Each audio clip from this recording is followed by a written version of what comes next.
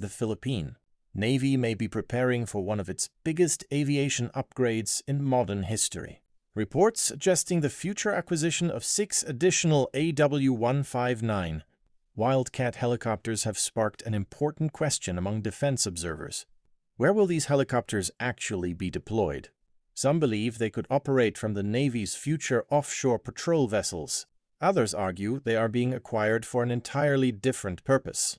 If the second theory proves correct, every new Miguel Malvar-class frigate could receive its own dedicated anti-submarine helicopter, a capability that would dramatically strengthen the Navy's ability to detect and respond to underwater threats. Let's take a closer look at why this possibility is attracting so much attention. Modern naval warfare extends far beyond what can be seen above the ocean's surface.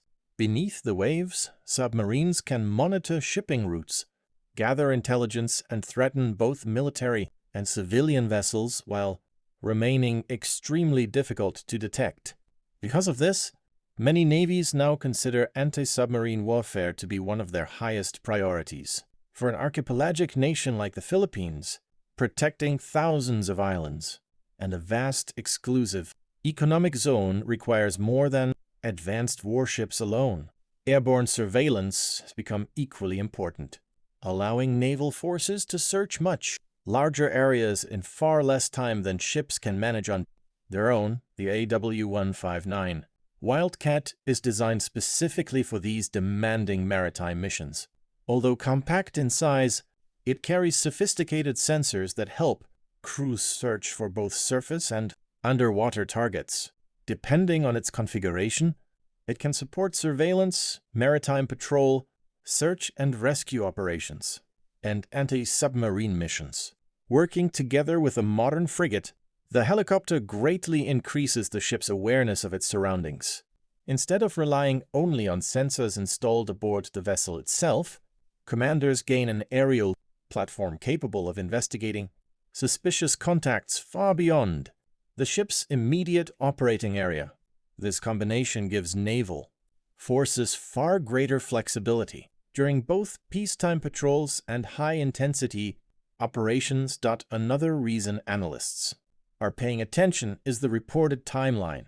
If additional Wildcats are acquired over the coming years, their expected deliveries could closely match the arrival of the Philippine Navy's expanding fleet of Miguel Malvar-class frigates.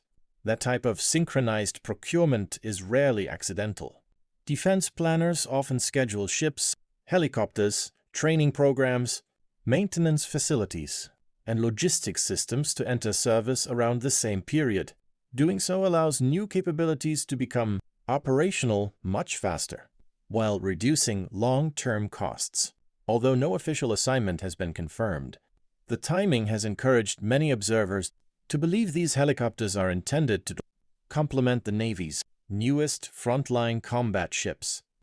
If each Miguel Malvar-class frigate eventually receives its own permanently assigned Wildcat, the operational advantages would be significant. Every deployment could begin with a complete aviation detachment already familiar with its assigned ship and crew. Pilots, maintenance personnel, and naval officers would train together continuously, improving coordination and reducing preparation time before missions. Instead of waiting for helicopters to become available from another unit, commanders could immediately launch airborne surveillance whenever conditions require it.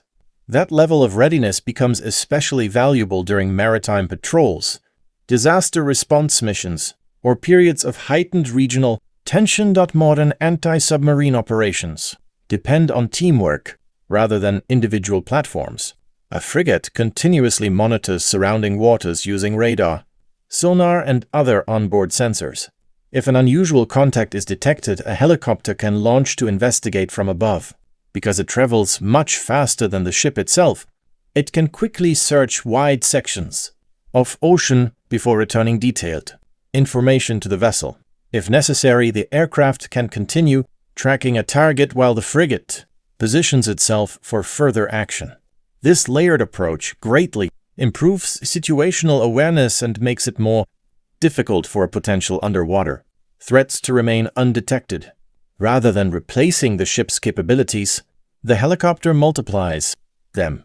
Some have suggested that the new Wildcats could instead operate from the future offshore patrol vessels. On paper, that idea seems reasonable because those ships include flight decks and helicopter facilities. However, offshore patrol vessels generally perform different missions from guided missile frigates. Their primary responsibilities include maritime law enforcement, fisheries protection, border patrol, humanitarian assistance, search and rescue operations, and maintaining a regular presence throughout the country's maritime zones. While helicopters certainly remain useful aboard these ships, many analysts believe unmanned aerial systems may eventually perform a large share of those routine surveillance missions at a lower operating cost. That leaves the Wildcats available for the Navy's highest-end combat platforms across the Indo-Pacific region. Underwater activity continues to increase as more countries expand or modernize their submarine fleets. As a result, navies throughout the region are investing heavily in anti-submarine warfare technology. The Philippines is also adapting to this changing security environment by improving surveillance capabilities, strengthening partnerships with friendly nations, and modernizing its fleet. Dedicated anti-submarine helicopters fit naturally into this broader effort because they provide rapid response, flexible deployment options, and extended operational reach beyond the limits of surface ships alone. Combined with improved training, if future modernization plans continue as expected, the Philippine Navy could eventually operate a balanced fleet consisting of modern frigates, offshore patrol vessels, support ships, maritime patrol aircraft, helicopters, coastal defense systems, and potentially submarines. Rather than functioning as independent platforms, these assets would operate as an integrated force, sharing information across multiple domains to improve decision-making and operational effectiveness. In such a fleet, every helicopter becomes more than an aircraft. It becomes an extension of the ship itself, providing commanders with greater visibility, faster reaction times, and additional flexibility during complex maritime operations. While official announcements regarding helicopter assignments are still awaited, the possibility of pairing one AW159 Wildcat with each Miguel Malvar-class frigate represents an exciting vision for the future of Philippine naval aviation. If that plan eventually becomes reality, it would mark another important milestone in the country's long-term modernization program and significantly strengthen the Navy's ability to safeguard Philippine waters. What do you think? Should every future Philippine frigate operate with its own dedicated anti-submarine helicopter? Share your thoughts in the comments below. If you enjoyed this video, don't forget to like, subscribe, and turn on notifications for more updates on Philippine military modernization, naval technology, and Indo-Pacific defense developments. Thanks for watching, and I'll see you in the next video.